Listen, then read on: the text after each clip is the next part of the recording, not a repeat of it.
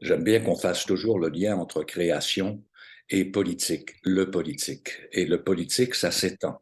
C'est pas seulement notre petite politique à nous autres, c'est la politique sur le plan planétaire. Et pour en parler avec moi, on va plonger dans l'univers théâtral de Philippe Ducrot, à qui je souhaite la bienvenue. Philippe Ducrot, bonjour. Bonjour, bonjour.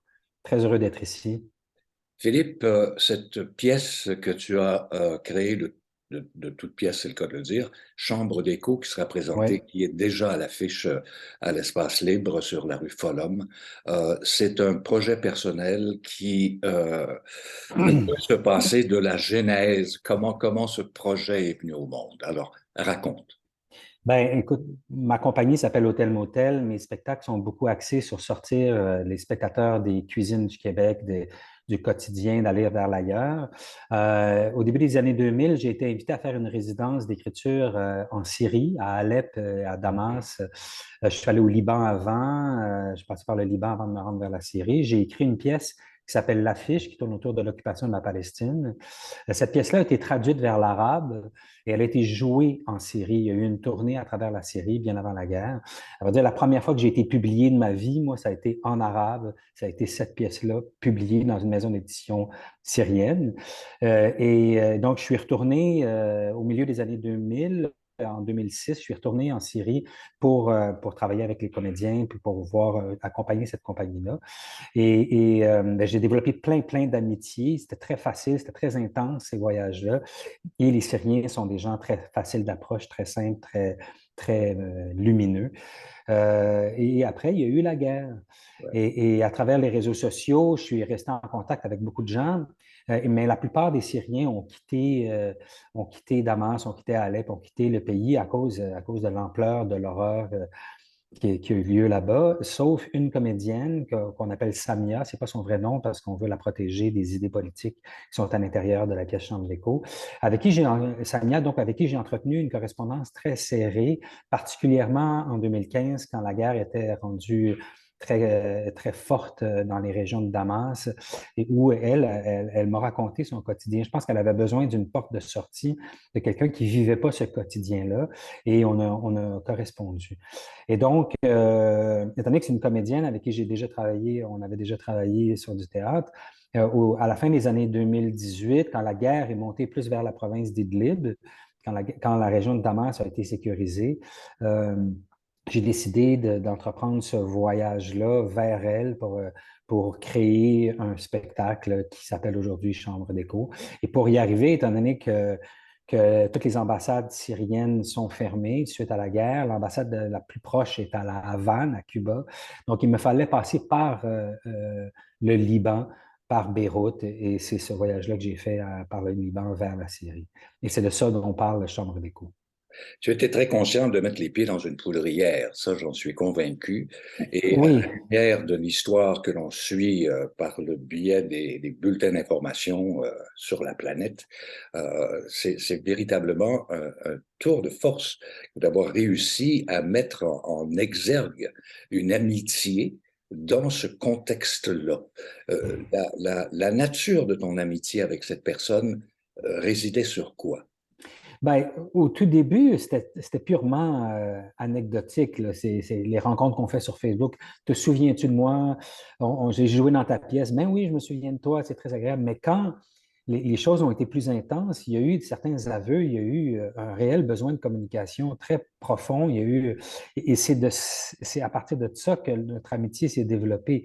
Je pense que je représente une porte de sortie, mais pas que physique, je représente une porte de sortie aussi de toute la réalité. On le voit encore aujourd'hui, encore avec ce qui est arrivé dans la nuit d'avant-hier à hier. La réalité au Moyen-Orient, la réalité en Syrie est extrêmement dure. Là, la guerre est rendue concentrée dans une petite région de la Syrie, mais l'économie est complètement écroulée, le régime est complètement sous domination des ingérences étrangères. Et elle a besoin de pouvoir communiquer, de sentir qu'il y a une porte, qu'il y a comme de briser sa propre chambre d'écho à elle, à quelque part, d'aller vers quelque chose, vers un ailleurs possible à travers moi. Et c'est ce que j'ai compris de ce dialogue. Moi, de mon côté, ce que je sais, c'est que on ne peut pas faire semblant que nos modes de vie ne sont pas communicants, que la vie n'est pas faite de vases communicants. Et ma réalité, je ne peux pas faire semblant qu'on n'est pas directement impliqué dans ce qui se passe au Moyen-Orient. À force d'y être allé, je suis allé en Palestine, je suis allé en Israël, je suis allé au Liban, en Syrie, en Iran, en Égypte. À un moment, j'ai vu les liens économiques et géopolitiques qui se créent entre mon mode de vie et le sien. Et on se retrouve dans une situation où on est un peu enfermé dans nos propres chambres d'écho. Voilà. Nous, l'Occident, eux, l'Orient, nous, nous dans notre côté de la victoire économique des derniers siècles, et eux qui se retrouvent à être sous emprise de tous ces conflits-là dans cette guerre contre le terrorisme. Et en même temps, c'est pénétrer, s'insérer dans un univers qui nous est quasi inconnu, nous qui habitons ici. Tu sais, on entend des bribes à gauche et à droite et les histoires sont épouvantables, mais dans tout ce brouhaha, il fallait aussi trouver deux acteurs et j'imagine que ton choix est... il y a une très bonne raison derrière le choix de demander à Mounia Zazam et Étienne Pilon d'embarquer dans ton aventure. Oui, euh, c'est sûr que c'est des réalités qu'on connaît peu, mais moi je trouve que c'est important d'ailleurs à travers l'art, à travers le théâtre, de justement essayer de mettre des visages sur ces choses-là qu'on entend aux nouvelles, ces statistiques-là, le 500 000 morts en Syrie. Et donc, j'ai fait appel à un vieil acolyte, Étienne Pilon, qui a déjà joué un peu un personnage qui me représente dans La Porte du Non-Retour, un de mes projets sur la République démocratique du Congo, qui jouait aussi dans cette pièce-là, l'affiche qui a fait que j'ai rencontré cette comédienne-là en Syrie.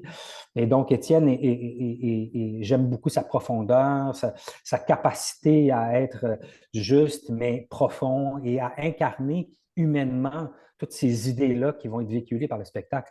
Et je suis allé vers Mounia Zazam, avec qui j'ai travaillé très brièvement sur un nouveau projet qui s'appelle L'ombre portée sur les frontières et les murs, un autre déambulatoire. Mounia est d'origine algérienne. Elle a vécu dans sa famille et dans son enfance les années sombres de 1990 en Algérie avec la montée des groupes islamistes. Donc, elle a un rapport intime avec les thématiques qui sont abordées, l'instrumentalisation de l'islam par certaines factions de cette religion-là, qui est une religion de paix, mais qui est instrumentalisée pour en faire un islam politique vers quelque chose de beaucoup plus radical. Tous ces codes-là, Mounia connaît ça, elle a vécu le Front islamique du salut en Algérie, et donc je trouvais elle avait quelque chose à apporter à travers ce à travers son vécu puis son imaginaire intérieur.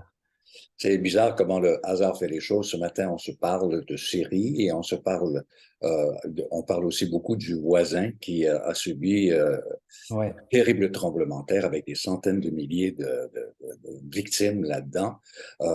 J'aimerais savoir, toi, comment tu as reçu ça, compte tenu de la réalité que tu connais déjà de la Syrie, qui est le voisin et qui, voilà.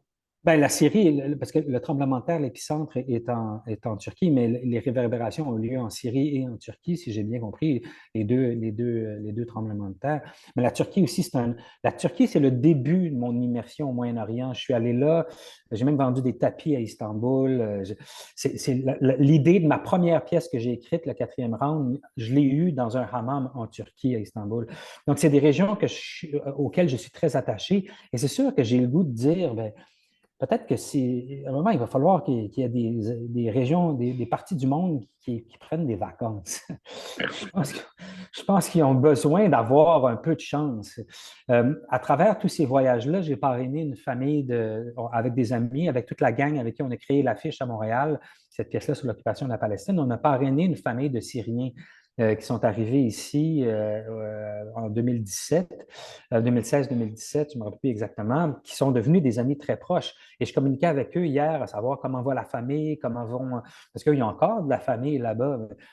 Mais c'est sûr qu'ils trouvent ça difficile. Leurs familles vont bien, mais c'est à un moment, c'est juste la COVID, ça a frappé aussi là-bas. Mais la seule chose, c'est que quand on voulait faire un test COVID là-bas, le test est payant. L'économie, nous, les tests sont gratuits, on nous incitait à faire beaucoup de tests. Là-bas, c'est 50 $ dans une économie complètement écroulée. Et le père de mon ami Mtanouos, qu'on a parrainé, son père est mort de la COVID. Tu sais, ça continue. C'est comme si ça n'arrête jamais. Et c'est sûr que j'ai envie de me dire, il faut que nous, en Occident, on comprenne qu'ils font partie de nous. Ils font partie de notre... Et il faut qu'on ait, faut qu'on ait une vision du monde solidaire avec ces gens-là. On ne s'en sort pas, là.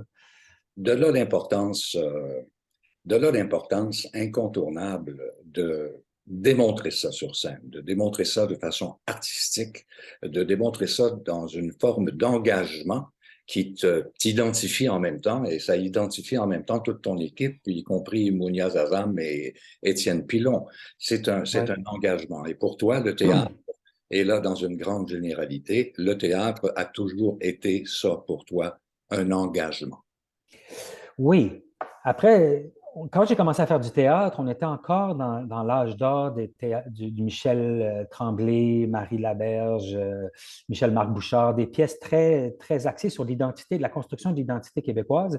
Voilà. Moi, si je suis pour parler de mon identité, moi, je n'ai pas fait d'école de théâtre. Moi, j'ai voyagé dès mon très jeune âge. Je suis parti dans des longs périples à travers le monde. C'est comme ça que je me suis formé en tant qu'être humain, en tant qu'artiste, en tant que citoyen. Et donc, c'est cet aspect-là, depuis le début de mon travail, c'est ça que je veux montrer. Au début, c'était plus un désir parce que ça me composait.